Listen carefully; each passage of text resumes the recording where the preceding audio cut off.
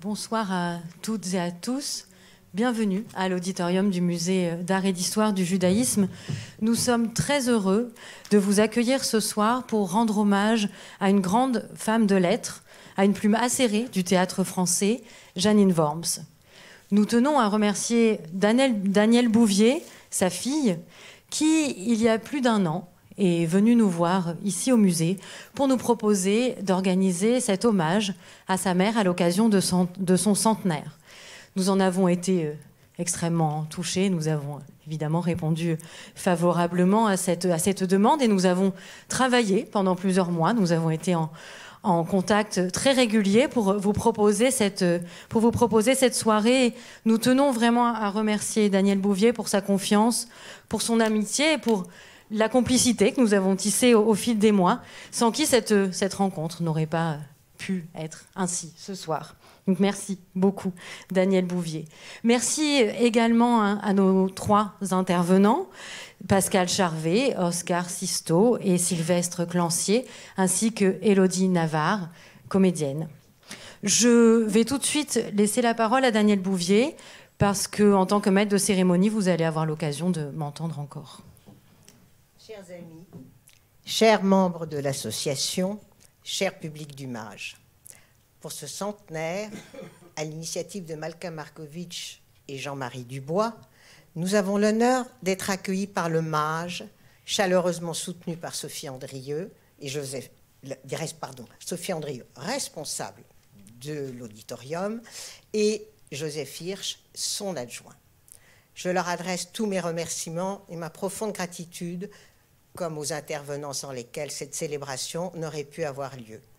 Un rare et précieux témoignage de leur amitié et de leur fidélité à la mémoire et à l'œuvre de ma mère. Sous la direction d'Anne Rothenberg, Élodie Navarre lira quelques extraits illustrant les différentes facettes de ses écrits. Je tiens à leur exprimer ma sincère reconnaissance pour leur généreuse participation. J'espère que cette évocation vous permettra de retrouver ou de découvrir toutes les richesses de l'œuvre et de l'esprit de Jeanine Worms, une femme de lettres accomplie. Je vous souhaite à tous une excellente soirée. Merci.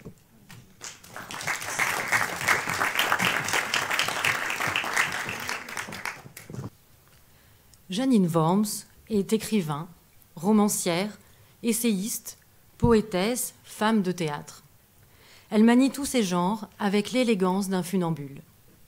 Ses écrits portent la marque de son siècle, le XXe siècle, des drames qui l'ont traversé, de ses questionnements sur l'exil, la société de consommation, la place des femmes ou le vieillissement. D'une plume acérée, sobre, percutante, elle révèle la profondeur de sa pensée dans ses essais et un sens de l'humour corrosif dans son théâtre. Cette femme sans compromission, née en 1923 à Buenos Aires, dans une famille juive originaire de Lorraine. Jeanine Worms passe les 7 premières années de son enfance en Amérique latine. Je vais poursuivre cette ouverture biographique en la ponctuant par les propres mots de Jeanine Worms, tirés d'un discours prononcé à New York à l'occasion de la présentation de sa pièce de théâtre « La boutique ». Je suis née en Amérique du Sud parce que mon père était lorrain. Voilà qui ne paraît guère logique, ça l'est pourtant. Car mon père est né dans une Lorraine alors rattachée à l'Allemagne, et dans laquelle ma famille était établie depuis fort longtemps. Pour ne pas faire son service militaire chez les Prussiens, comme on disait à cette époque, il a quitté sa terre natale et a fini par s'établir en Argentine. Ma mère, pianiste et enfant prodige, était née au Brésil pour des raisons du même ordre. Mes grands-parents avaient fui eux aussi l'Est de la France après la défaite de 1871. J'ai donc appris à faire des bâtons à Buenos Aires en espagnol. Je n'ai pas été plus loin dans l'étude du castillan. En 1930, sa famille regagne la France. À Paris, elle fait ses études primaires et secondaires jusqu'en 1941, où les persécutions nazies contraignent sa famille à se réfugier en Argentine. À propos de cette période, Jeanine Worms écrira notamment ces lignes. « Vint la guerre, vint l'occupation, vinrent les camps de concentration, privilégiés d'entre les privilégiés, au lieu d'être expédiés dans un wagon plombé à Auschwitz, au four duquel, le fait que nous étions juifs nous destinait, nous avons pu repartir en 1941 sur un des seuls bateaux qui assurait la liaison avec l'Amérique du Sud. Toute consciente que j'étais du miraculeux avantage qui était le nôtre, j'ai vécu ces années de sauvetage comme un intolérable exil. C'est au cours de ces années, de ces études, à Buenos Aires, que se noue une des amitiés les plus importantes de sa vie avec Roger Caillois, alors son professeur de philosophie et de grec. Je rencontrai Roger Caillois, je devins son élève. Avec lui, je fis 4 années de grec, de philosophie, grec principalement, de sociologie. Dans les lettres françaises qu'il publiait en annexe à l'admirable revue Sûre du Victoria Ocampo, paraissaient des textes des plus grands écrivains, étrangers ou français, qui écrivaient dans la clandestinité et dont les feuilles lui parvenaient par les moyens de l'ombre. On y lisait Saint John Perse, aussi bien qu'Éluard ou que Kafka, encore peu connus. Il me les fit découvrir sur épreuve, dans une odeur d'encre d'imprimerie qu'on ne retrouve plus aujourd'hui, mais qui garde pour moi le parfum de la littérature. Mon père mourut avant la Libération. Sur le chemin tant attendu du retour, à la demande de ma mère, nous nous arrêtâmes au Brésil. Ce qui ne devait être qu'une étape devint une résidence. Je m'y suis mariée, ma fille et mon fils y sont nés. Malheureuse sur ce continent qui n'est pas le sien, Janine Worms rentre à Paris en 1951 avec son mari et ses enfants. Il aura fallu ce retour, dans sa langue maternelle, pour que Janine Worms se consacre totalement à l'écriture en publiant des romans, des essais, des traductions et des pièces de théâtre. Bien que plongé depuis l'enfance dans la langue espagnole, le français demeure sa seule patrie. Le démon du français était chevillé à mon corps. Je voulais acheter mes cigarettes en français dire bonjour et au revoir plus encore, que mes enfants grandissent en français. Depuis 1951, installé dans le même appartement du Faubourg Saint-Honoré, le plus clair de ma vie est consacré à mon travail et se confond avec lui. En dehors de l'éducation, largement achevée de mes enfants, ce seraient plutôt eux maintenant qui ont entrepris la mienne. Elle est marquée par l'écriture de mes livres et de mes pièces, leur publication, leur représentation. C'est en 1965 que Janine Worms est révélée au public avec la mise en scène par Nicolas Bataille de sa pièce Archiflore. Elle est l'auteure d'une 30aine de pièces et de 17 comédies minutes. Par la suite, de nombreux metteurs en scène vont s'intéresser à son œuvre, qui est interprétée notamment par Emmanuel Riva, Roland Bertin, Roger Hanin ou Evelyn Boix. Traduites dans de nombreuses langues, ces pièces sont jouées à New York, Tokyo ou Tel Aviv. Toute sa vie fut marquée par ses persécutions subies en France et ses exils successifs. Même si elle reconnaît être, au regard de tant d'autres, une enfant gâtée du destin, ces tourmentes qui ont ravagé sa jeunesse ont à tout jamais marqué sa sensibilité. Comme ses amis contemporains, le philosophe roumain Émile Cioran ou l'écrivain Eugène Ionesco, Janine Worms est à cheval entre deux cultures. Elle se sent comme une éternelle étrangère, amie sincère exclusivement des solitaires, des étrangers qui, comme elle, créent en France et en français, mais ne se sentaient chez eux nulle part. Ils forment le cercle de ces interlocuteurs privilégiés, leur mort la laissera inconsolable. Se consacrant tout à son travail avec une rare exigence, Janine Worms ne cherche pas à plaire, ne cédant jamais à la facilité, même si une plus large notoriété l'aurait cependant comblée. Mes temps de faveur du sort se paient, lorsque je me désespère devant les difficultés infinies que rencontre tout auteur en France pour faire monter ses pièces, je crois que j'en rencontre plus que d'autres. Je me dis qu'il y a un équilibre dans l'ordre des choses, que tel tribut que je dois verser pour ne pas être que tel tribut que je dois verser pour ne pas être parti en fumée ou à Treblinka. Puis je rougis de la frivolité de ma pensée, et désespéré ou non, je me remets au travail. À moins que ma fille ne m'appelle pour garder mes petits-fils, alors toute affaire cessante, je vais faire des pâtés dans le tas de sable. J'espère qu'ils grandiront à l'abri des tourmentes que nous avons connues. Si j'ai lourdement insisté sur celles qui ont ravagé ma jeunesse, encore que j'ai été, je le redis en regard de tant d'autres, une enfant gâtée du destin, c'est qu'elles ont à tout jamais marqué ma sensibilité. Laissons les psychanalystes à leurs rêves, les malheureux conscients valent bien les inconscients. Janine Worms est célébrée aujourd'hui pour ses pièces aux personnages féminins puissants et à l'humour féroce. Depuis 2019, grâce à l'initiative de Malka Markovic, une allée piétonne qui s'étend de l'avenue Matignon au théâtre Marigny, traversant le jardin des Champs-Élysées, porte son nom, allée Janine Worms. Cet emplacement réunit à la fois le symbole de son travail d'auteur dramatique avec le théâtre Marigny et ses souvenirs de famille.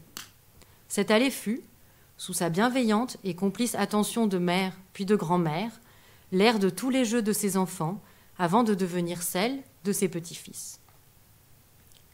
Le 19 avril, Janine Worms aurait eu 100 ans et nous sommes très heureux et très honorés de lui rendre hommage ce soir.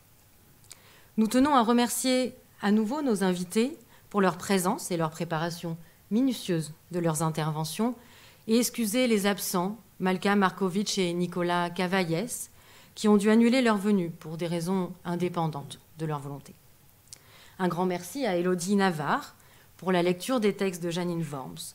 Élodie Navarre est comédienne. Elle a notamment été récompensée par le Molière de la comédienne pour ce rôle dans la pièce Les Beaux de Léonore Confinot, mise en scène par Côme de Bélis au Théâtre du Petit Saint-Martin en 2020. Nous tenons également à remercier très chaleureusement Anne Rothenberg pour la préparation de ces lectures. Anne Rothenberg est directrice de festivals littéraires, notamment Paris des femmes, scène d'auteur, et l'invitation au voyage, livre en scène. En guise d'épilogue à cette introduction biographique, nous allons écouter un extrait du récit de Janine Worms, Album de là-bas. Dans ce texte, Janine Worms évoque son départ de Paris en 1941. Elle raconte ses impressions et son envie de repartir en France. À son retour, elle côtoie le monde artistique de Saint-Germain-des-Prés, mais la reconstruction d'après-guerre est difficile. Cet ouvrage, édité en 1974 par la Table Ronde, est disponible à la librairie du Mage à l'issue de la rencontre.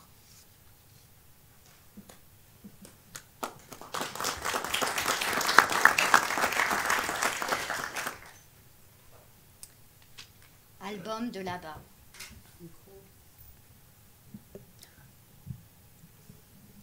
Vous ne pouvez pas savoir. Vous ne pouvez pas comprendre. Vous n'étiez pas ici pendant la guerre. Je n'entendis plus rien. Je ne pouvais pas savoir. Je ne pouvais pas comprendre. Je n'étais pas ici. Je n'avais rien à rétorquer. C'était la vérité même. Tout avait pourtant bien commencé. Nous étions avec Y, mon ami Y, celui qui connaissait et qui me révélait l'énigme de toute chose. Beauté d'un graffiti, vie privée d'un voisin de bistrot, qu'un signe, qu'un geste permettait de percer. Nous venions de traverser la place de la Concorde, que j'aime entre toutes pour son espace et l'ordonnance cadencée de ses statues. Et il y avait entre nous un tel accord que je m'étais surprise à penser « Oh, je suis trop heureuse, ça ne peut pas durer ». Y nous emmenait chez un de ses camarades, peintre comme lui, un atelier succinctement meublé, table de bois blanc, coussins, quelques toiles bariolées au mur, des jeunes gens, pantalons élimés, chandails déformés, loin des gravures de la mode de la rue Florida, assis par terre ou sur un canapé-lit, mangeaient avec plaisir le pain, les saucisses, le fromage, enfin revenus sur le marché. J'étais dans le ravissement. Pour la première fois, je me trouvais dans une société au diapason de laquelle je croyais raisonner. Tout ce qui la formait me paraissait beau, intelligents, chaleureux. Avec eux, ce serait l'harmonie longtemps recherchée, le retour finalement scellé, la réconciliation définitive. Persuadée que chacun détenait la clé d'une vérité capitale, j'écoutais passionnément. Un auditeur mieux qu'attentif, avide, est toujours apprécié. Il me savait gré de ma curiosité. La soirée semblait devoir se dérouler jusqu'au bout sur cette sorte de rapport déjà presque affectueux. N'était que je ne sais à quel détour de la conversation, il apparut soudain que j'avais passé la guerre en Amérique du Sud. Le fossé se creusa. « Ah, vous n'étiez pas ici. Ah, vous n'avez pas eu froid.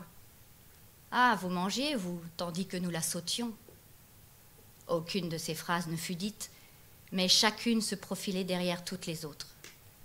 Je ne le compris que plus tard, lorsque fut asséné le « vous ne pouvez pas savoir ». Vous ne pouvez pas comprendre.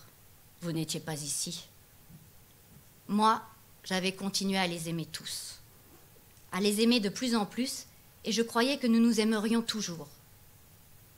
Brusquement, je les vis se grouper d'un côté de la pièce, tandis que je restais seule dans une encoignure. Y, de loin, me faisait des signes. Entre eux et moi, il y avait de nouveau l'océan. Du moins, c'est ainsi que je me représentais les choses. Je ne pouvais pas savoir. Je ne pouvais pas comprendre. Je n'étais pas ici. Je n'étais pas d'ici. Eh bien non, je ne serais pas d'ici puisque ceux qui l'étaient ne voulaient pas que je le sois. En matière de cœur, se fait-on agréer de force? Mon passeport retrouvé pouvait témoigner de ma nationalité. C'était une nationalité fictive, de convention, si je n'étais pas admise parmi ceux qui la partageaient. Car ces phrases, vous ne pouvez pas savoir, vous ne pouvez pas comprendre, avaient sonné comme un refrain à mon oreille depuis notre retour. Comme un refrain ou comme un glas. Cette terre que j'avais tant souhaitée, ces gens tant attendus, cette langue tellement aimée, on me faisait entendre avec politesse, elle aussi tellement admirée, qu'ils n'étaient pas les miens, que je n'y avais pas droit, que je pouvais contempler leur bal à travers une vitre, mais ne jamais m'y mêler. Je n'étais pas de leur bord. Ainsi me faisait-on payer 4 années de privilèges, 4 années de confort, alors que tous souffraient, et il me semblait que c'était justice. J'acceptais avec soumission un verdict mérité, trop heureuse déjà d'être admise au spectacle. La leçon du retour était qu'il n'y a pas de terre où retourner. Toutes les terres de ce monde sont également terres d'exil.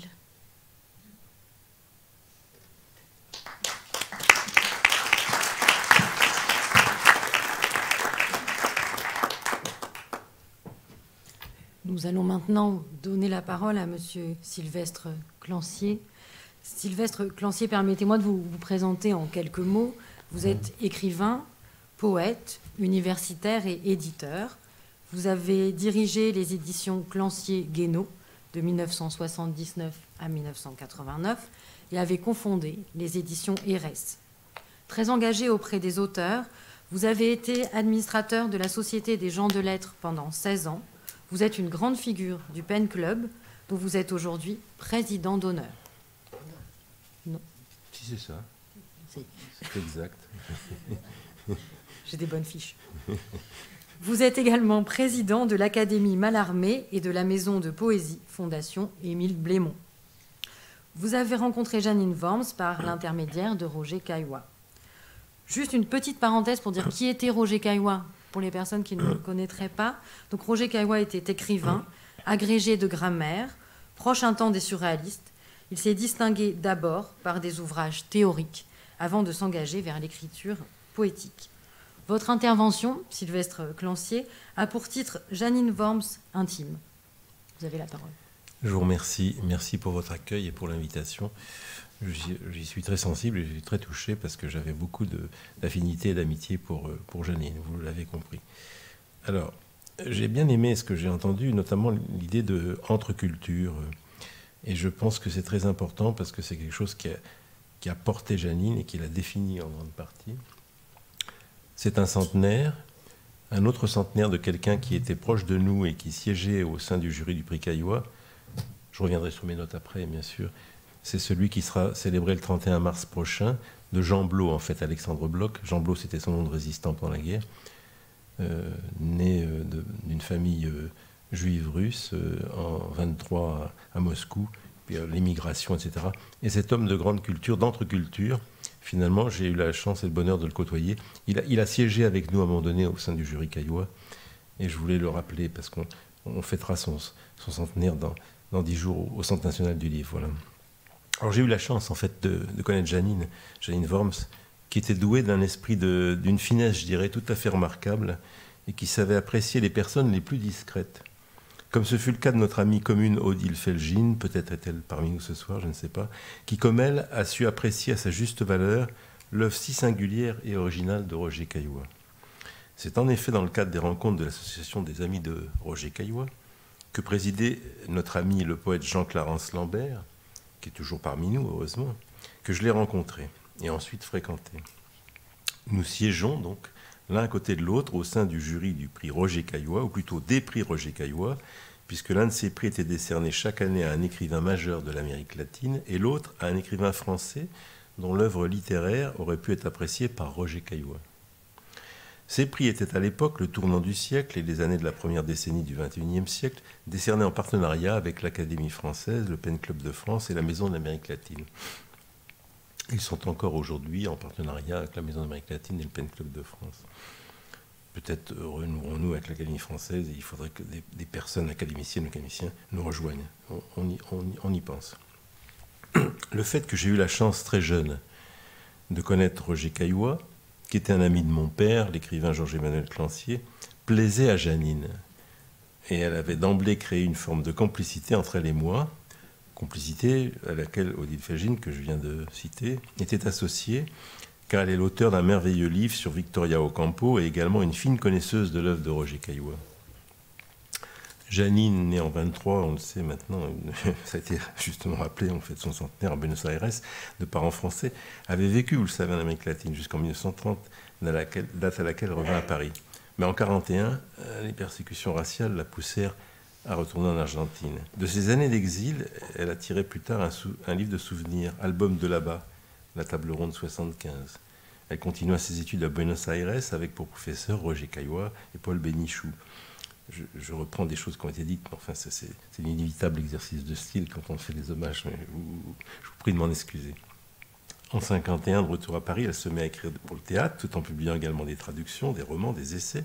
Elle est l'auteur de pièces courtes, forme dans laquelle elle excellait, véritablement elle excellait. Plusieurs ont été regroupés dans Le Calcul, suivi de 20 comédies minutes, L'Avant-scène 97.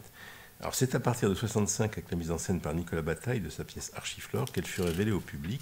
Par la suite, de nombreux metteurs en scène, et on en aura des échos tout à l'heure, s'intéressèrent à son œuvre, qui fut interprétée notamment par Emmanuel Riva et Roland Bertin, tant avec ou sans arbre, en 1979 à l'Athénée. Roger Hanin, Evelyne Bouix, La chasse au dragon, au Théâtre de l'Œuvre en 1984. Donc traduites dans de nombreuses langues étrangères, ces pièces furent jouées à New York ou Tokyo, parfois avant même d'être créées en France.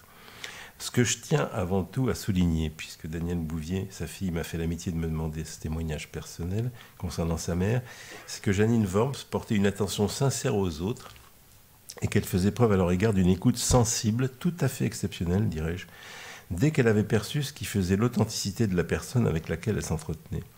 Le questionnement permanent de Janine sur les sujets qui étaient abordés, son exigence, la pertinence de ses appréciations quant aux œuvres littéraires qu'elle avait lues, m'ont séduit et comblé. Janine Worms appréciait le travail bénévole, il a été rappelé ce travail, que j'effectuais à l'époque tant à la Société des gens de lettres de France en tant qu'administrateur élu qu'au sein du Pen Club de France, dont j'avais été d'abord le secrétaire général avant d'en être le président. Le secrétaire général auprès de Jean Blot que j'ai évoqué tout à l'heure.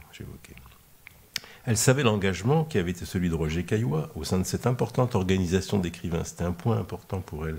Parce qu'effectivement, Roger Caillois s'était engagé dans ce Pen Club qui défendait la liberté d'expression et de création, ainsi que la diversité littéraire et linguistique, ce que nous faisons toujours. Elle savait que Benjamin Crémieux, et c'était important aussi, parce qu'on en parlait, en avait été le pilier fondamentale en tant que secrétaire général depuis sa fondation en 1921 jusqu'au moment où il fut arrêté et déporté pendant la guerre, alors qu'il venait de sauver par son dévouement, son courage, de nombreux écrivains persécutés et réfugiés. Crémieux, qui était pour moi aussi un exemple, il le restera toujours, avait été le bras droit de plusieurs présidents prestigieux du Pen Club de France, Anatole France, Paul Valéry, Jules Romain. Un jour, de façon très spontanée, presque enjouée, Janine, chère Janine, qui est là, belle photo, un beau portrait, qui savait que j'étais très, pour ne pas dire trop occupé, m'a dit, je la cite, je m'en souviens, puisque vous n'aimez pas que la littérature et la poésie et les écrivains, dont vous vous souciez, mais que vous aimez aussi la peinture et les peintres, venez donc me rendre visite un jour à votre convenance. Ce qui fut fait. Elle savait qu'après mes classes de prépa à l'ENS, au lycée Henri IV, j'avais achevé mes études supérieures de philo et d'esthétique à la Sorbonne, puis fréquenté aux Beaux-Arts de Paris l'atelier du sculpteur et peintre catalan Marcel Gilly. On avait beaucoup de sujets d'échange et d'affinité. Elle me conviait donc à venir chez elle en ajoutant « Il y a chez moi des tableaux qui, j'en suis sûr, vous plairont ». Et elle avait raison. Je garde en effet le souvenir d'un merveilleux moment passé chez elle. J'en ai eu d'autres ensuite, mais ça c'était vraiment la première fois qui est la plus saisissante, en sa compagnie, et celle des tableaux qu'elle affectionnait. Tout particulièrement ceux du peintre Gyula Chapoval, dont elle me parla avec la ferveur qui lui était coutumière. Elle était très sensible à la qualité de la peinture si originale et authentique de ce peintre issu d'une famille juive ukrainienne, né en 19, qui avait été élevé en France, à partir de 24, où sa famille s'était réfugiée, et qui s'était découvert à l'âge de 21 ans une véritable passion, celle de la peinture, alors qu'il devait fuir en zone sud pendant l'occupation, où il parvint malgré tout à suivre des cours aux Beaux-Arts de Marseille et de Toulouse. Janine Worms, femme de cœur, talentueuse femme de lettres, aura été sensible toute sa vie aux personnes ayant été confrontées, comme elle l'avait été elle-même, à des milieux, des cultures et des environnements différents pendant leur vie, et dont elles avaient su faire une source d'inspiration et d'énergie créative originale. Je vous remercie pour l'attention que vous avez bien voulu m'accorder à ce modeste témoignage concernant la riche personnalité de Janine Worms, une artiste aux convictions humanistes bien trempées, une femme tout à fait exceptionnelle. Je vous remercie de votre attention.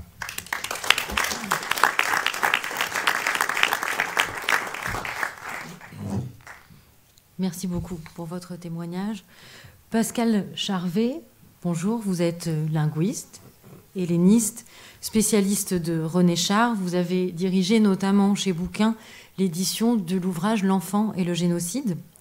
Vous avez rencontré Janine Worms au début des années 1980. Elle vous a été présentée par le peintre français d'origine espagnole Ángel Alonso. Une belle et longue amitié est née de cette rencontre, et pendant plus de 15 ans, avant votre départ à l'étranger, elle vous invitait régulièrement en compagnie de ce peintre et également de Sioran. Donc vous allez nous parler de l'écriture de Janine Worms, de son style qui s'élabore peu à peu au travers de ces différentes écritures.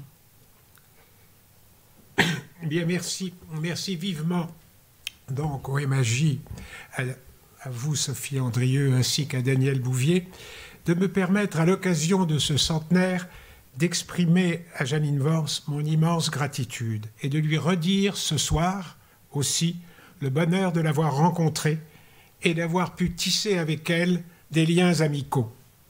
La conversation chez elle était libre, profonde et exigeante.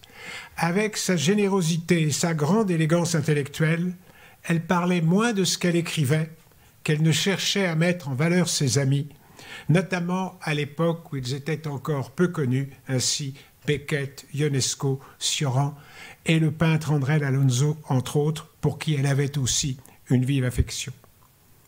Pourtant, Janine Worms a exploré de multiples modes d'écriture. L'écriture théâtrale avec ses pièces, l'écriture narrative, notamment dans ses mémoires d'ici ou l'album de là-bas, la poésie, comme avec son recueil Dans le rien, et jusqu'au laconisme érigé en principe d'écriture. Ces pièces, avec leur jeu sur les clichés, leurs rapprochements incongrus, leur sens inné de la parodie ainsi que leur capacité à débusquer les mensonges derrière le jeu des apparences, d'autres en parleront mieux que moi ce soir. Je tenterai seulement de saisir au sein de la diversité de ces écritures le principe d'unité qui transcende les différents genres dans lesquels elle s'est exprimée. Il s'agit de cette tension qui va croissante dans son œuvre, déjà présente dans son écriture narrative, une tension qui est mue par la volonté d'aller toujours plus loin dans la contention, dans la concision, jusqu'à ce qu'elle finisse par aboutir à ce qu'elle nommera ses laconismes avec les ratés de l'éternité. On pourrait éclairer la nature du style de Jeanine Worms par le fragment 51 d'Héraclite, philosophe présocratique qu'elle affectionnait particulièrement et dont nous parlions ensemble assez souvent. Héraclite écrivait « Ils ne comprennent pas, parlant de l'opinion publique, comment le différent s'accorde avec lui-même. Il est une harmonie contre-tendue, comme pour l'arc et la lyre. Le style de Jeanine Worms tire en effet son harmonie et sa puissance, comme l'arc et la lyre, de cette tension propre à la corde toujours tendue. Deux exemples déjà de cette harmonie contre-tendue dans les mémoires d'ici, où elle peint sur le vif avec la maestria d'une grande portraitiste, Sioran et Beckett. De manière épurée et concise, elle y raconte et parle presque plus qu'elle n'écrit. Elle calque le rythme de ses phrases sur celui d'une conversation faite d'humour tendre et de lucidité, cherchant à chaque fois la fulgurance lapidaire, comme dans ce temps d'échange avec Sioran, où elle passe d'un dialogue réel à un dialogue imaginaire toujours avec lui, gravitant autour de son expression favorite qu'il prononçait avec un demi-sourire, « c'est foutu ». Et combien de fois l'ai-je entendu me dire en souriant « c'est foutu, Pascal, on ne passera pas par là pour rentrer le soir par le Luxembourg ». Et il lui confiait ainsi dans les mémoires d'ici ce qu'elle rapporte de manière, je dirais, étonnante, avec son sens du lapidaire sur lequel je reviendrai. Alors Sioran lui disait « Je peux avoir les purs soucis quand je descends dans la rue, j'oublie tout. » Dans la rue, je dis bien, non pas dans le métro. Les gens y ont des gueules d'assassins. Même au Luxembourg, où il se plaisait tant à se promener, il a fini par trouver qu'on ne pouvait plus marcher. Il y a trop de monde partout. On ne sait plus où mettre les pieds.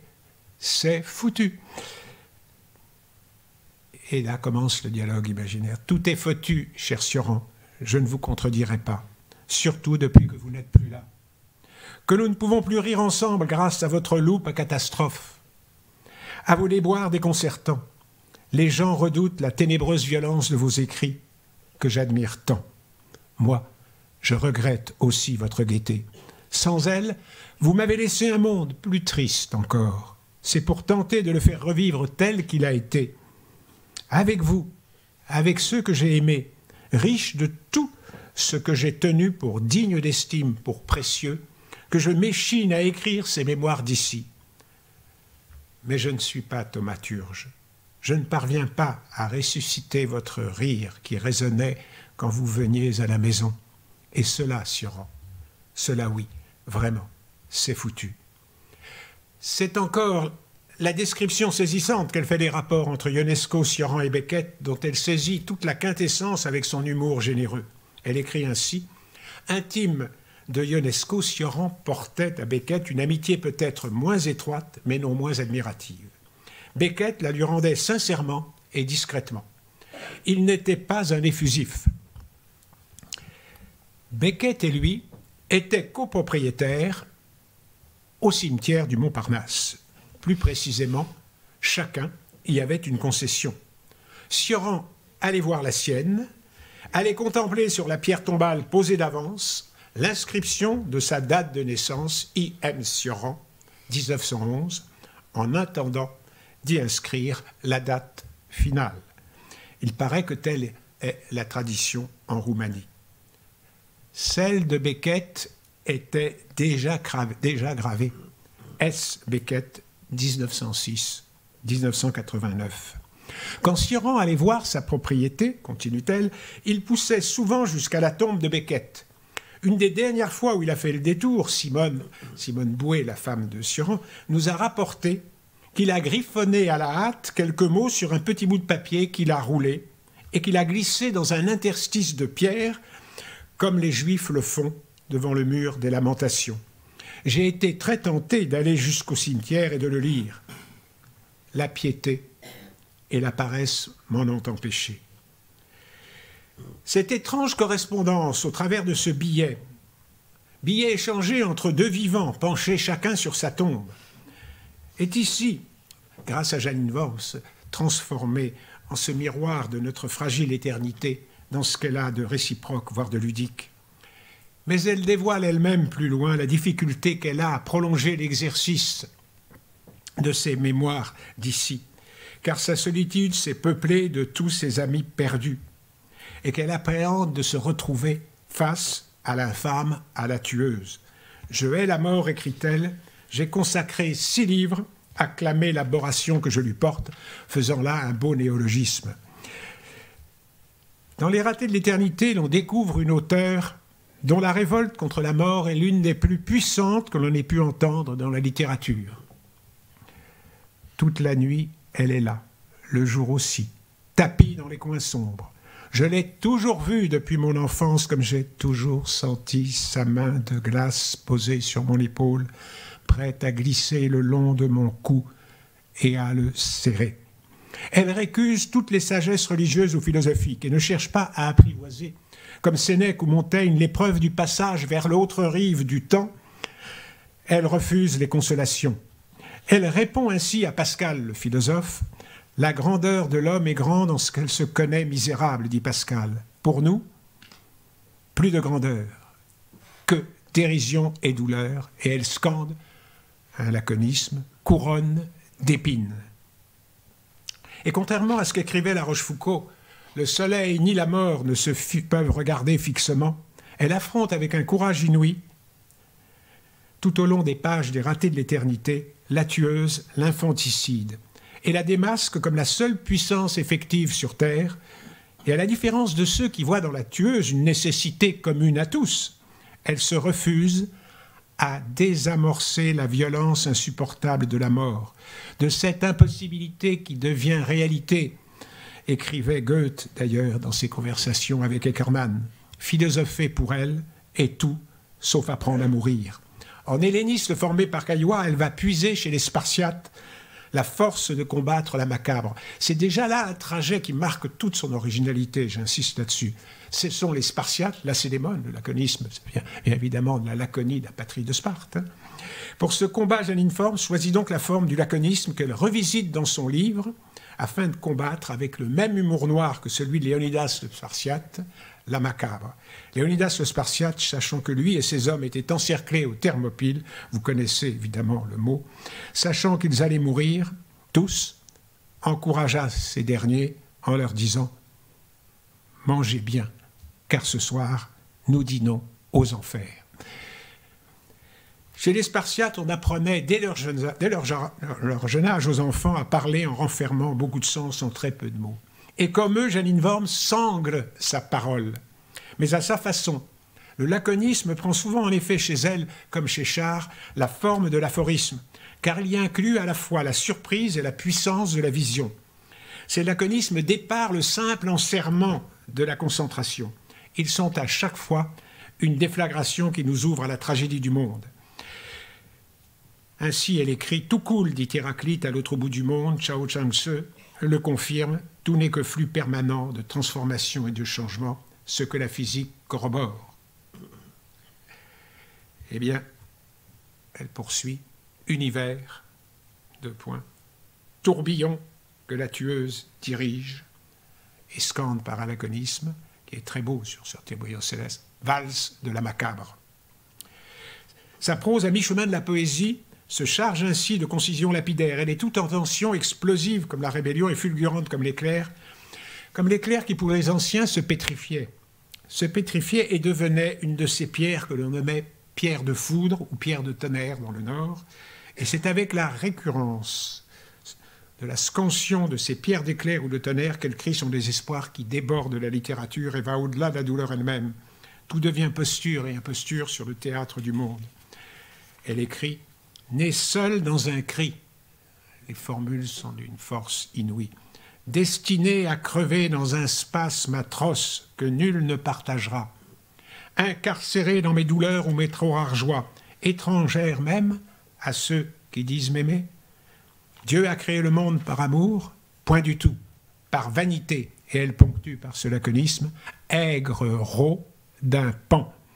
Elle poursuit en parlant des dieux, nous leur élevons des temples, nous nous abîmons en prière, nous nous affaissons en humilité. C'est à nous, piteux humains, qu'il faut dresser des autels. Sort si douloureux que le nôtre, nul dieu au ciel, nul démon en enfer ne serait de taille à l'endurer. Petit pan déplumé, dit-elle, s'adressant aux hommes, les anges sont dans la basse-cour. Elle dénonce ensuite les impostures des monothéismes. Le monothéisme révélé, caution des autres vérités, a commis tant de ravages qu'il y a grand lieu de penser qu'il n'est plus que le plus éclatant costume dont se camoufle la dévastatrice. Et elle ponctue « astuce de la démone ». Elle poursuit « jetés en dépit d'eux sur cette planète galeuse qui les enfanta pour leur malheur, admirer l'héroïque résistance des hommes à la tentation du suicide universel. Gloire des hommes ». Et elle achève cette litanie en retournant dans son combat la malédiction contre la tueuse, la pestiférée, et elle écrit « Cessez de rédiger le petit mot d'excuse à la fureur qui nous fait un sort calamiteux, et au péché de la pestiférée du ciel ou des cieux, une seule réplique, malédiction. » Janine Wors révèle avec ses laconismes fulgurants nos vérités évidemment les plus intimes sous leurs voiles nombreux. Son style, comme celui d'Artaud, dans Les ratés de l'éternité, est totalement, absolument polarisé par une nécessité intérieure. Elle se méfie aussi de toute expérience de la plénitude. La métaphysique n'en finit pas d'être rejetée tout au long des pages. Héraclite, les stoïciens, les taoïstes et les sages de l'Inde et les gymnosophistes. Et pourtant, Janine Worms, avec sa bonté folle, avec cette bonté si vive dans cette expérience terrible que fut pour elle l'écriture des ratés de l'éternité, finit dans le poème de sa postface par dire sa fidélité à la vie et par se tourner vers les humains avec une immense compassion. Et le plus terrible des désastres se change ainsi en un hymne à la gloire des hommes qu'Élodie va maintenant vous lire. Merci.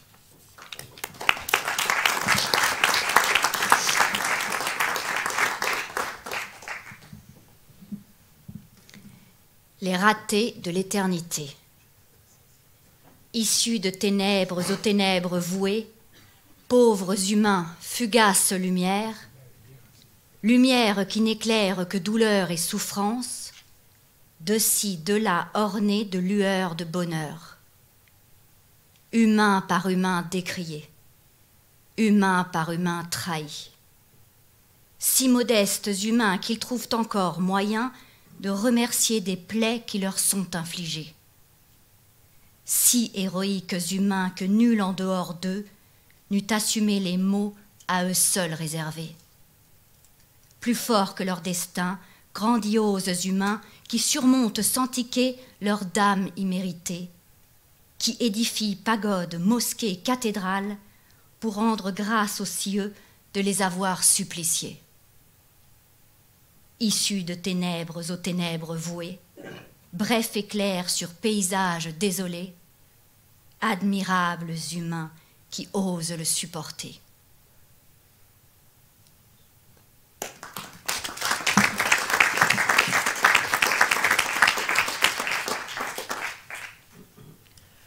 Nous allons poursuivre encore avec vous, Pascal Charvet. En fait, Nicolas Cavaliès devait être présent et intervenir sur Émile Cioran.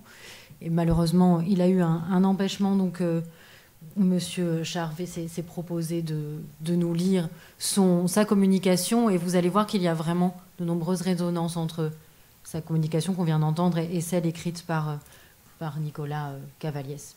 Nicolas Cavaliès, juste 2 mots, vu que vous allez quand même écouter son texte, est écrivain et traducteur du roumain et il est surtout le directeur de la publication des œuvres d'Émile Cioran dans la Pléiade.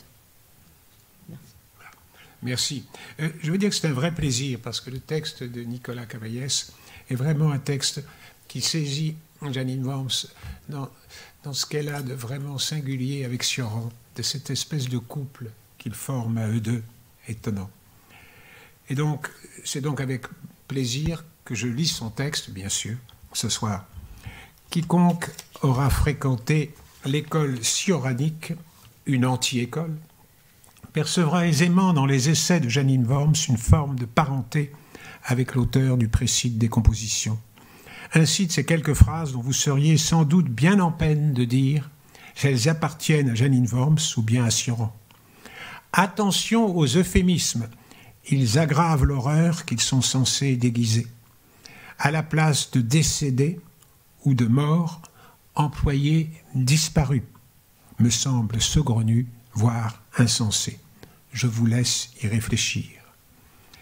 La mort aura été leur obsession commune. Dès son premier livre sur les cimes du désespoir, Sioran notait, écrit en ce jour du 8 avril 1933, mon 22e anniversaire, j'éprouve une étrange sensation à la pensée d'être à mon âge un spécialiste de la mort, 22 ans.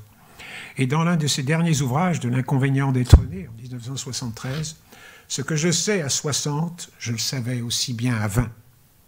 40 ans d'un long, d'un superflu travail de vérification.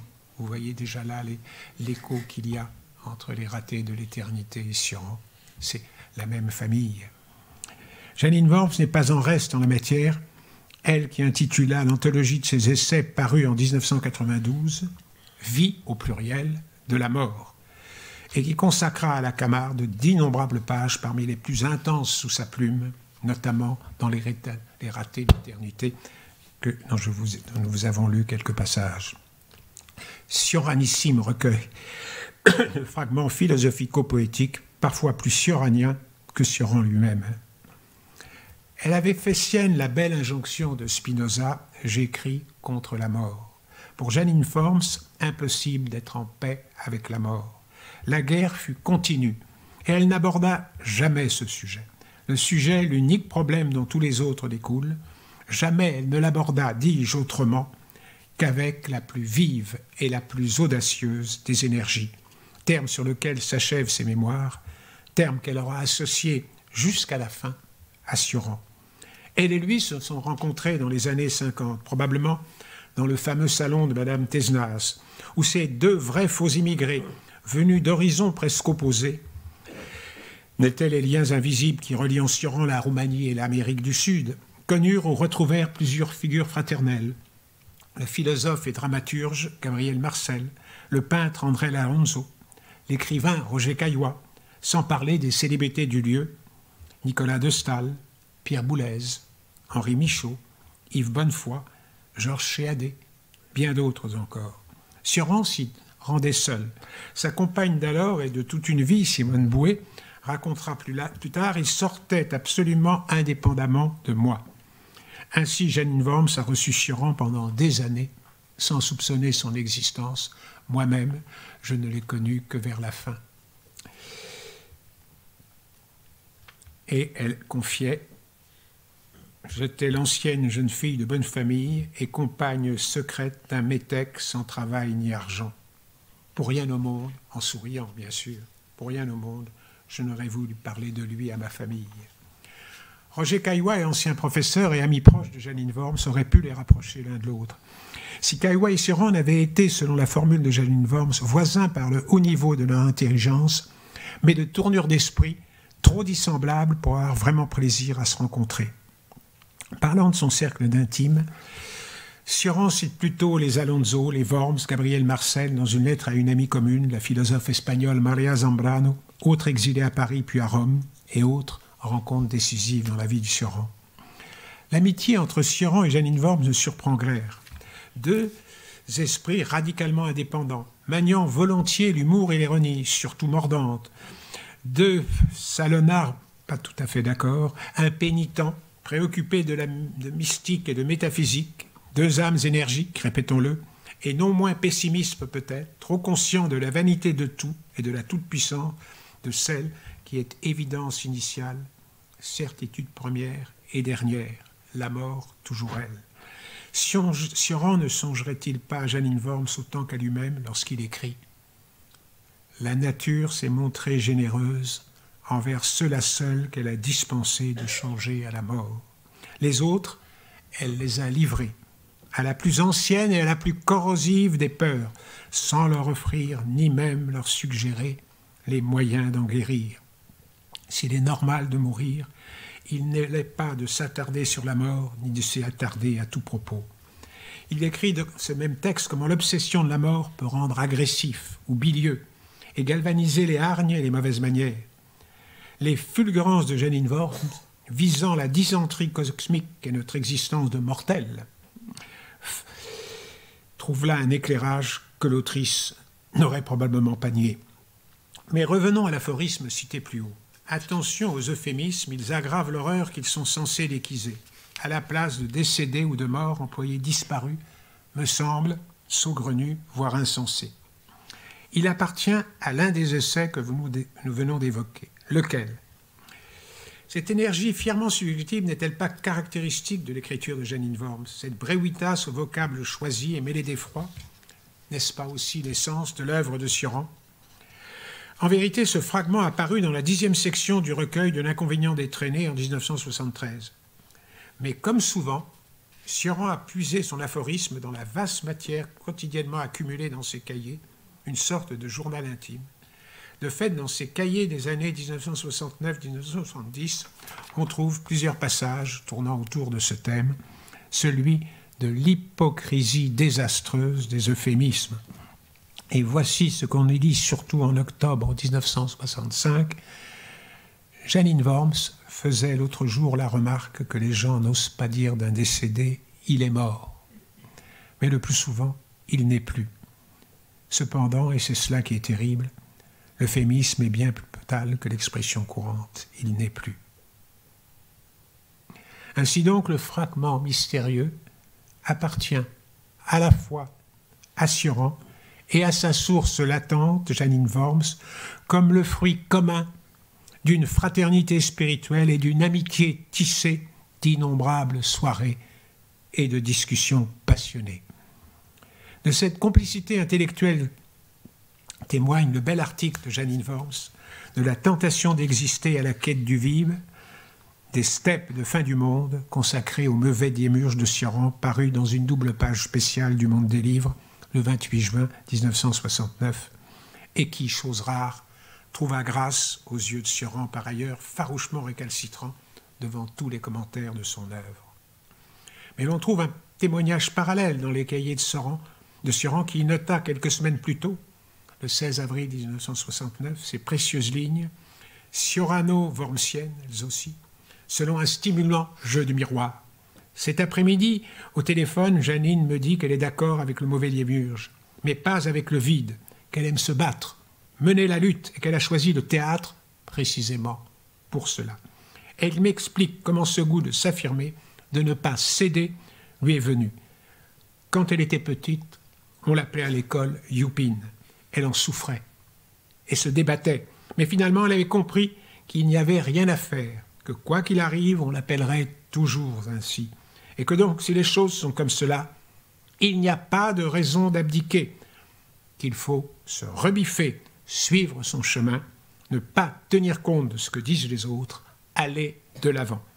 Cette obstination extraordinaire, disait Sioran, je ferais bien de la prendre comme modèle, ou tout au moins de la singer. Merci.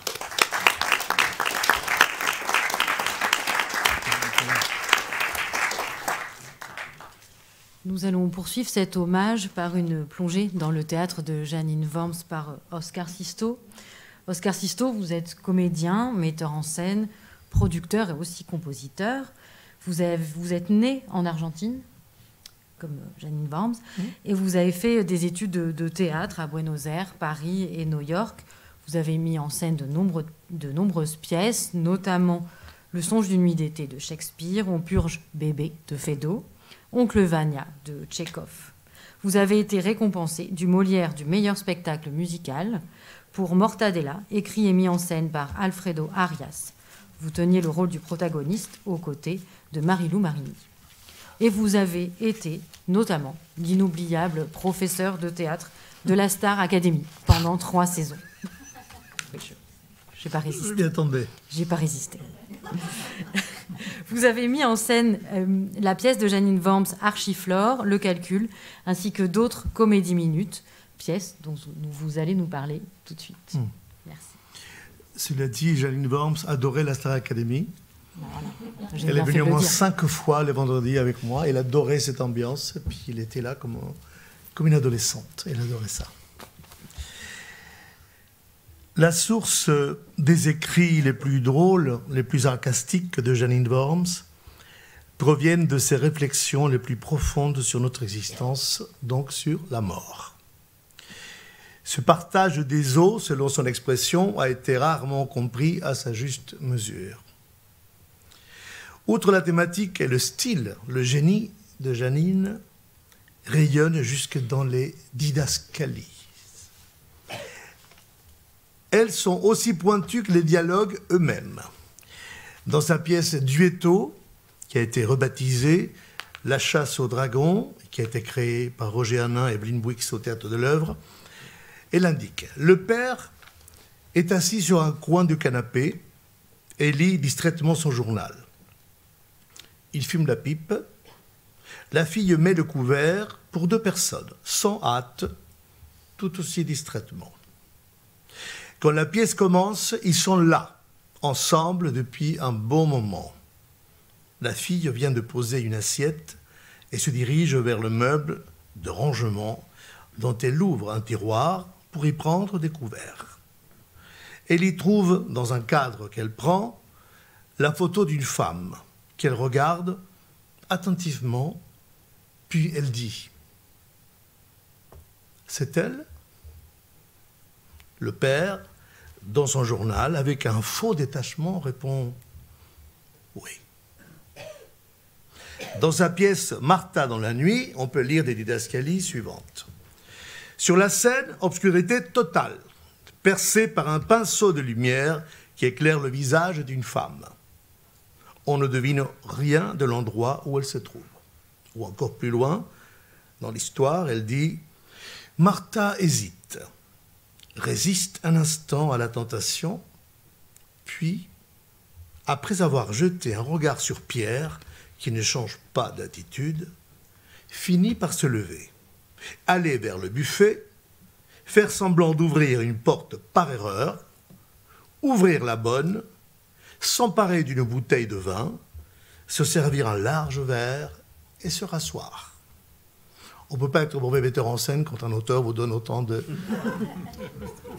On peut tout changer, mais à la base, on a la finesse de ce qu'elle a envie de voir, en fait.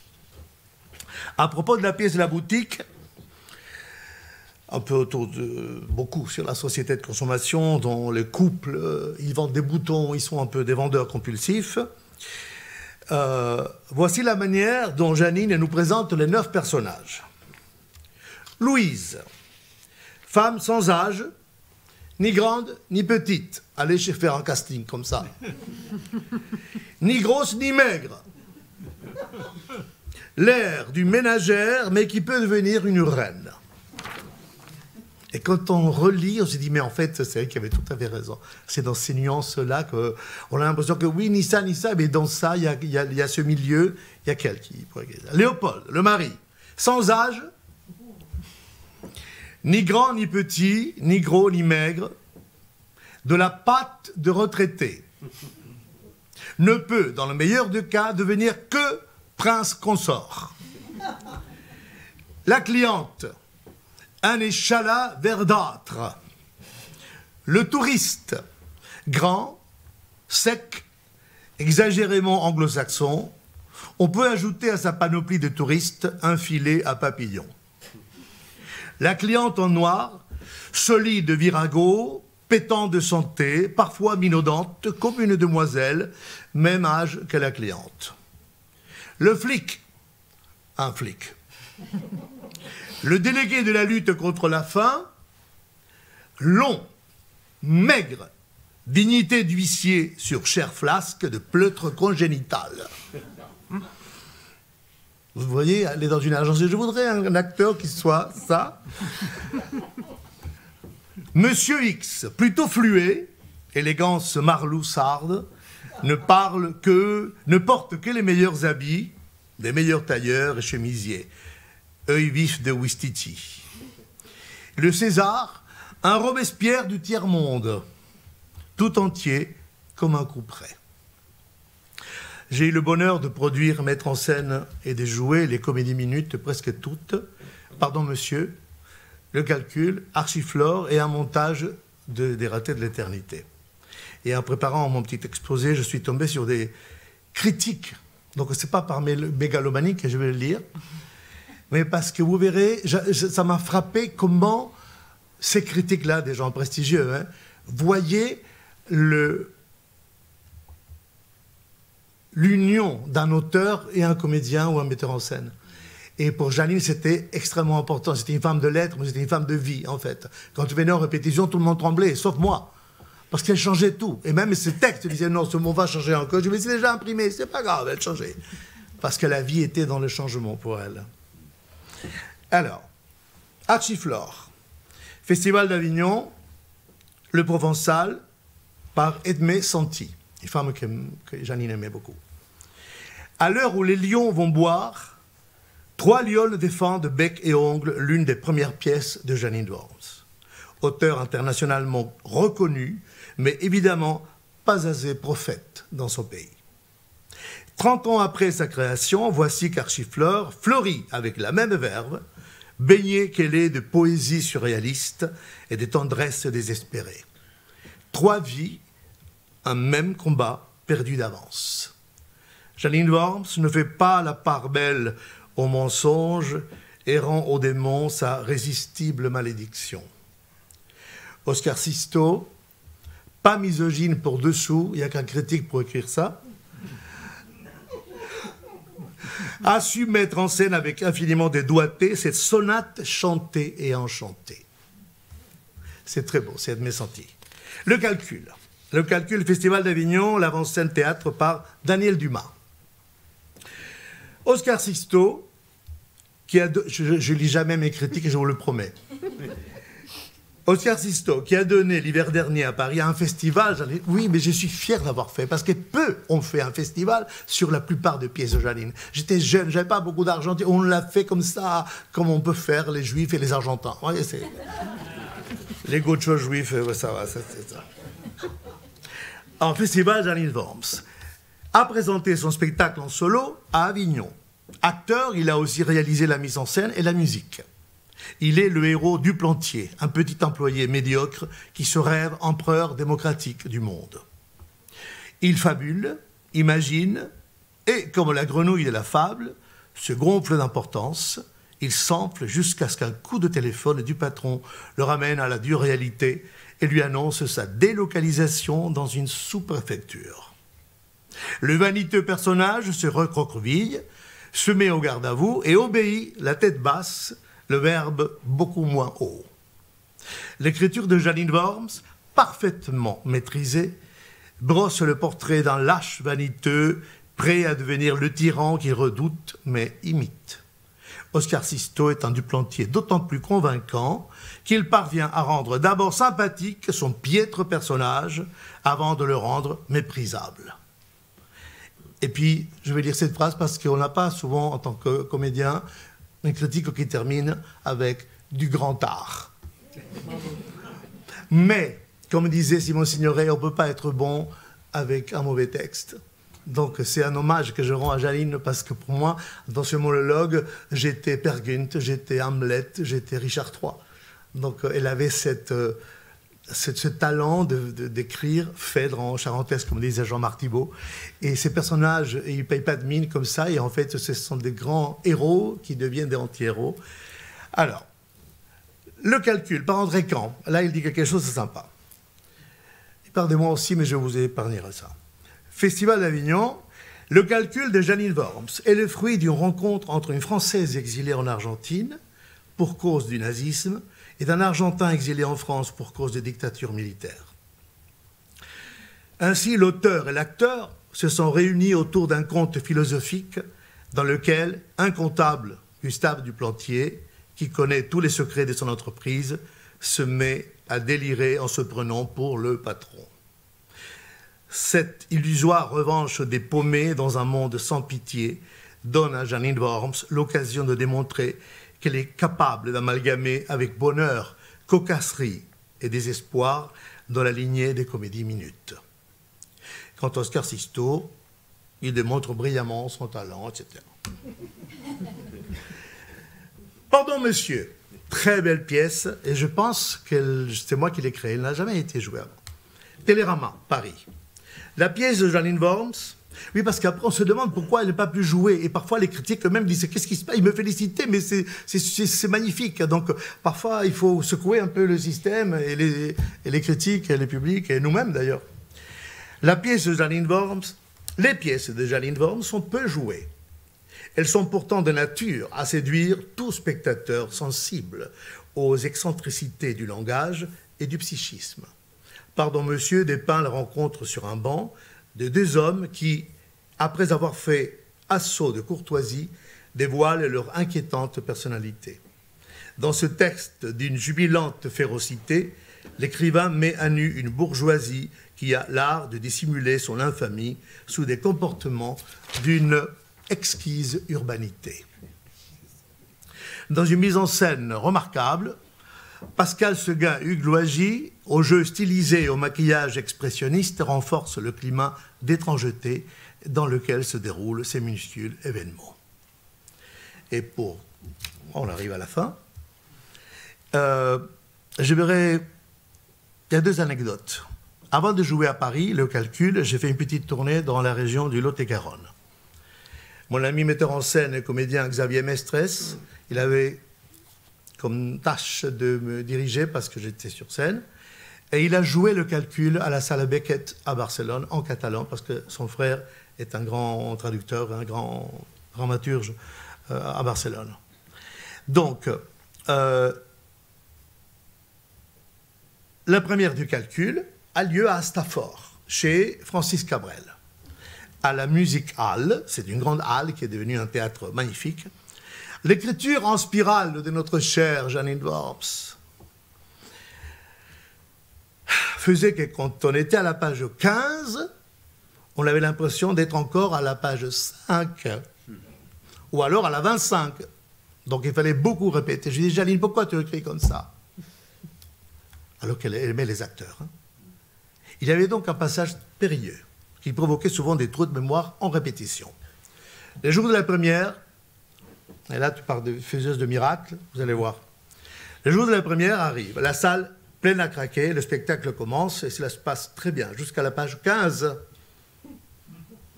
Le trou noir que je craignais était là.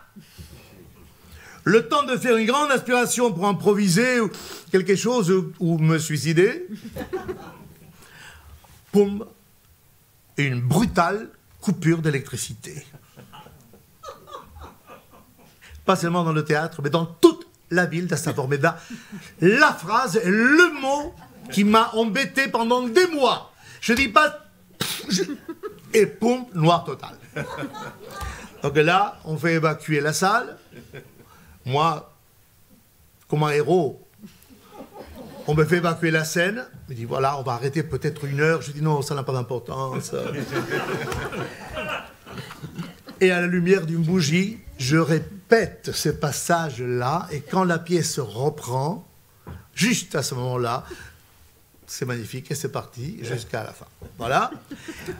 Là, le lendemain, on jouait dans une autre ville voisine à Stafford, c'est Biganos. Et là, Janine est venue. J'ai écrit pour respecter le timing, mais je pense que c'est plus cool de le faire avec vous comme ça. Et Janine était là, et je n'avais plus trop de mémoire, parce qu'elle avait passé la nuit à travailler. Un grand succès. Je fais monter Janine sur scène. Le comité d'accueil avait un bouquet énorme pour Janine.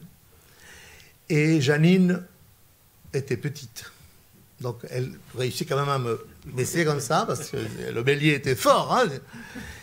Et elle me dit, tu as été remarquable, je suis très heureuse.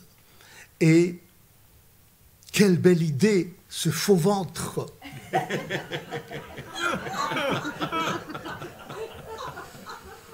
Je tiens à préciser pour rendre le personnage un peu plus grotesque, plus marionnette, j'avais une sorte de bonnet de bain qui me donnait une coiffure un peu à la Jacques Chirac jeune, un faux nez pour donner un côté Pinocchio, donc j'avais tout ça faux, mais le ventre était bien le mien. Elle n'a jamais su des années plus tard là-dessus. Et une dernière petite critique, et il y a une phrase du calcul, parce que cette pièce, je l'aime et je suis peut-être trop vieux pour la rejouer, mais j'aimerais reprendre ça, on verra bien. Bon. Alors, Abiganos, une critique et une interview aussi qu'il a fait de Janine, Jean-Marie Callen, commençait par « Toutes mes pièces, dit-elle, sont fondées sur l'idée que les gens croient vivre au-dessous de ce qui leur revient. Et parfois, cela devient métaphysique, tels les grands qui se trompent d'eux. Napoléon, écrivain raté, Hitler, peintre raté, et bien d'autres. Tels sont les propos de Janine Worms, octogénaire bien sifflante et persiflante. Auteur de la pièce Le Calcul, interprétée par Oscar Sisto, qui nous fait l'honneur de ne pas avoir de trou, non, il n'a pas mis ça, de jouer dans notre théâtre un honneur, Pour finir, Gustave Duplantier, le personnage que j'ai joué dans cette pièce, ce monologue-là, l'insipide et fascinant personnage de la pièce Le Calcul, dans son délire de pouvoir, devient patron, président, dictateur. Mais c'est dans la peau de Dieu qu'il prend conscience, non sans amertume, de l'ingratitude, la violence, l'injustice et la bêtise des hommes.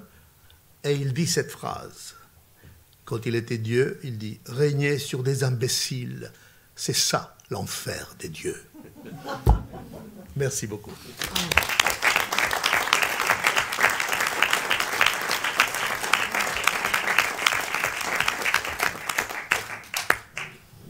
En clôture de cet hommage, nous allons écouter 2 comédies minutes, Le sel et Un ange.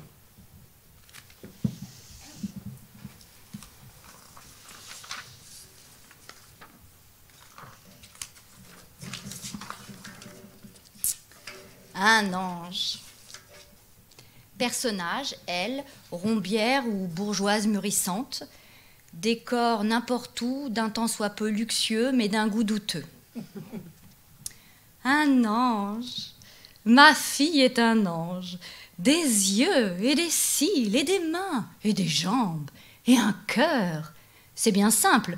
Quand elle était petite, elle ne pouvait pas voir un pauvre sans ouvrir mon sac et lui donner toute ma monnaie. Les billets, je lui avais appris que c'était pour un autre usage. Le jour de son mariage, si blanche, si pure, toute l'église pleurait. Et moi, et elle, et mon mari, et monsieur le curé encore, et son mari à elle aussi. C'est ça le plus étrange, un marié qui pleure. Enfin, de toute manière, celui-là, il ne saura jamais assez apprécier son bonheur. Un ange qu'on menait à l'autel. Je le lui dis toujours à mon gendre. Quand on a une femme comme la vôtre, on ne part pas à la chasse. Mais c'est comme si je parlais en l'air. Il court, oh, c'en est une dégoûtation. J'ai interdit à ma fille de le recevoir dans son lit. Elle fait tout ce que je lui dis. Un ange, je vous assure. Son mari est venu me supplier. Oh, il peut toujours courir, hein. J'exige des excuses. Il faut que je la défende, cette enfant, parce que douce comme elle est, c'est une victime innocente. Remarquez que depuis qu'il lui a offert une bague, ce n'est pas assez. Je veux aussi un bracelet et un collier. Elle, n'est-ce pas, ça lui est complètement égal. Elle n'aime que les cachemires. Mais les cachemires, ça se mite. Tandis que la pierre, tout juste sertie, ça peut se mettre à la banque et ça se transporte en temps de guerre. Si j'avais laissé faire, elle aurait épousé un étudiant. Est-ce qu'on laisse faire? Est-ce qu'on épouse un étudiant? Un étudiant, ça se laisse à ses chères études. Car les études, on a beau dire, hein, ça en rapporte peut-être plus tard, mais en attendant, ça en a coûté de l'argent. Je lui ai déniché un bon parti. Pas beau, mais de la fortune. Et puisque je me suis arrangée pour qu'elle ne partage pas son lit... Oh oui, les enfants. Et les couturiers. Ça aussi, ça l'intéresse. Dior, Chanel, Gucci, Vuitton, Saint-Laurent. Je le lui ai dit à mon ange. Les vêtements, ça se démode. Une belle propriété sur la côte. Il faut voir comment j'ai décoré ça. Parce que de vous à moi, hein, c'est moi qui ai tout arrangé là-dedans. J'ai pris ma petite commission au passage. Le gendre paye. C'est bien le moins après tout le mal que je me suis donné. Ils ont chacun leur chambre, de part et d'autre de la mienne. Il faut dire qu'ils y viennent très rarement. Enfin, ils font ce qu'ils veulent. Je n'aime pas me mêler de ce qui ne me regarde pas. Ils seront bien contents de le trouver, ce petit refuge, plus tard. À leur âge, n'est-ce pas, il faut penser pour eux. En attendant, le mari passe ses week-ends au bureau, depuis le bracelet. Il doit encore acheter le collier. Ma fille reste chez elle.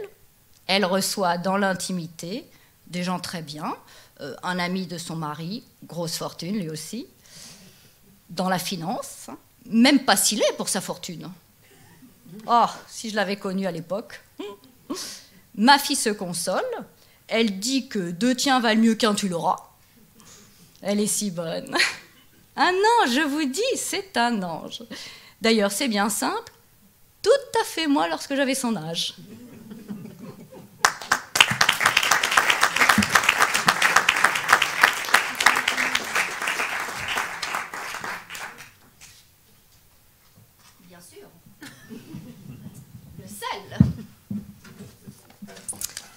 Le sel. Personnage, elle, une femme, n'importe quel âge, n'importe quel aspect physique, n'importe quelle condition sociale, sauf les plus relevés. Décor, n'importe lequel. Une femme.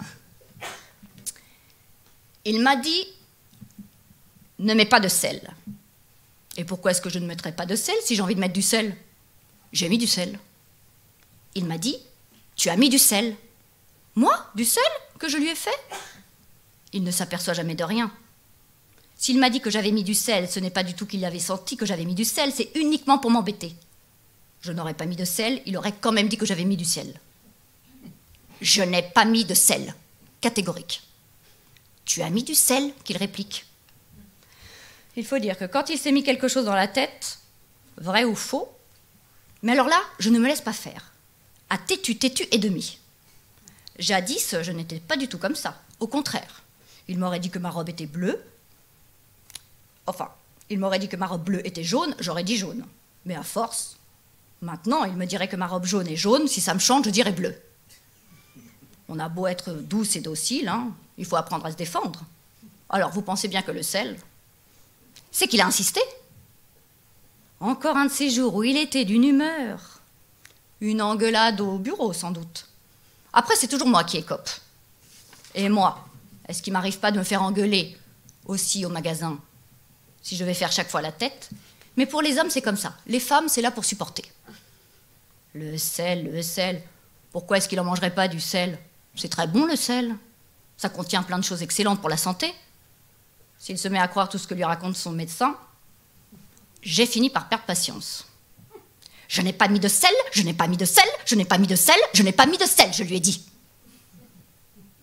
Tu as mis du sel, tu as mis du sel, tu as mis du sel, tu as mis du sel, il m'a fait.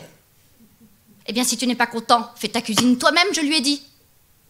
Puis le ton est monté. Oh, ah, ça n'est pas parce que j'avais mis du sel qu'il est mort dans l'après-midi.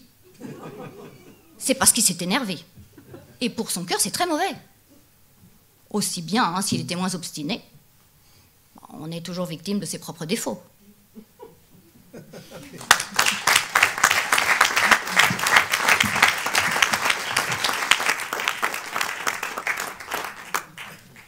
Il n'y avait pas de plus belle conclusion que d'entendre ces 2 comédies minutes. Merci infiniment, Élodie Navarre. Merci à tous les 3. Merci à vous. Et bonne soirée.